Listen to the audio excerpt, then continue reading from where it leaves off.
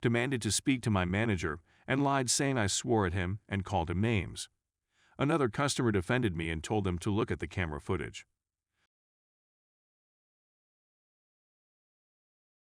What did someone do to make you hate them instantly?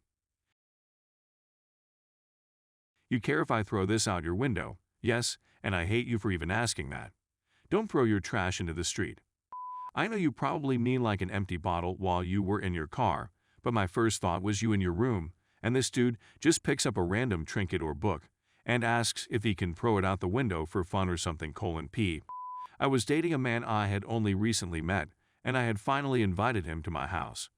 We were in the garden, and there's a frog that hides down the side of the wall. He's always lived there.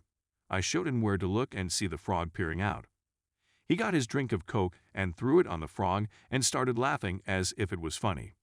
I threw him out and rinsed the frog with water. He couldn't understand why I was upset and why I had blocked him. What a prat. Filmed himself having with a good friend of mine. She had no idea she was being filmed, then invited some of her coworkers to watch the film. He had several videos of other women he had filmed without their consent. Garbage human. Yes, police and his now former employer were notified. No, she tried and police did investigate, took his computer and everything. I don't know why he was not charged with anything, it feels highly illegal. But the police said something about the filming in your own home, making it difficult to qualify under any particular law. I wasn't privy to the precise details, only that they wanted to charge him but couldn't find a specific crime to charge him under. We have this gentle, older autistic guy in town who is like a giant toddler, and we all kinda keep an eye out for him. A guy comes into the place I work and starts talking about how he will glue quarters to the ground just to watch this adult kid try to pick them up. And just generally talking about him, and you have to be a special kind of a to do that to this guy. He wears animal onesies and is innocent as all heck. So that was an instant hate. Just a sweet guy who has no family, so we watch out for him as a town. Reminds me of Vicent from when I was still in Venezuela. He was like that basically kid in an old man's body that lived in Maracay's bus terminal, which is not a great place nor safe place in general. I got mugged several times there. He would go on the buses before they departed and tell jokes, and people would give him money. The street vendors would give him free food, and the shops around would give him clothes and stuff. He had a room in a nearby home, but he liked living in the bus terminal because he met a lot of people. Honestly, he was a highlight during my commute. One time I didn't see him for about a week, and I asked one of the drivers what happened. Apparently, I was beating him up, and when people heard him scream, literally everybody ran to the rescue, beat the out of the idiot, and took him to the ER. He fully recovered, and he was so happy that people were waiting for him to come back and tell his jokes. There was this woman at an old job I had. Now she wasn't the greatest, but I never really hated her. She was the type to bully people verbally in the workplace with rumors and snide comments. She once brought a coworker to tears. She tried to boss people around despite not have any position to do so. She wasn't a manager, same level as everyone else. She seemed to have a chip on her shoulder towards our manager, more so than anyone else on the department. A young relative of our manager got terminally ill. A local charity was set up in shop to raise money to send her for treatment as it was her only chance. We all chipped in and encouraged others to do the same until one day all the charity boxes disappeared. Turns out this woman had made an accusation to head office that the was all fake, that the money was just being pocketed by the manager. So to save any legal issues, the company just stopped allowing the money to be raised on the property. They never reached their goal. The manager's relative was only 12. She never got to see another birthday. That's when I hated this woman and I'll hate her until I can't hate anymore. She kept insulting her friend in front of me. I think she thought it was cute or something. And it was clear her friend was feeling uncomfortable about it, even at one point telling her to stop, which just made her repeatedly insult her more.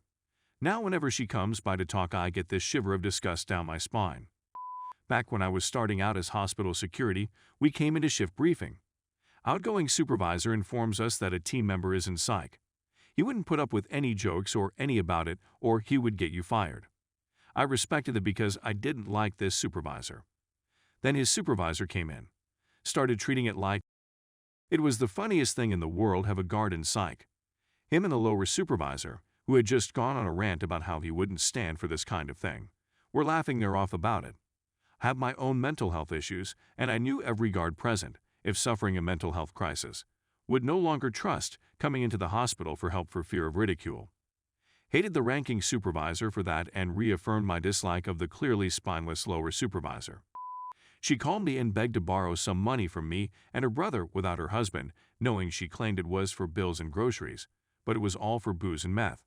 I just casually mentioned them paying us back to her husband, and he had no idea what I was even talking about. It was all news to him. They made more money than my husband and I at the time, but she was constantly asking us for more money. And she always tried to make it out like I was the problem for seeing right through her. Friend of a friend came out with us to a sports bar. Waitress gave him ranch instead of blue cheese for his wings and he screamed in her face. I paid my bill, gave her a really generous tip, and apologized for his behavior to her right in front of him. He just sneered at me as I left. Told my buddy to make sure me and that guy never saw each other again. Treating someone in a service job like is terrible. Doing it for an honest, simple-to-fix mistake is even worse.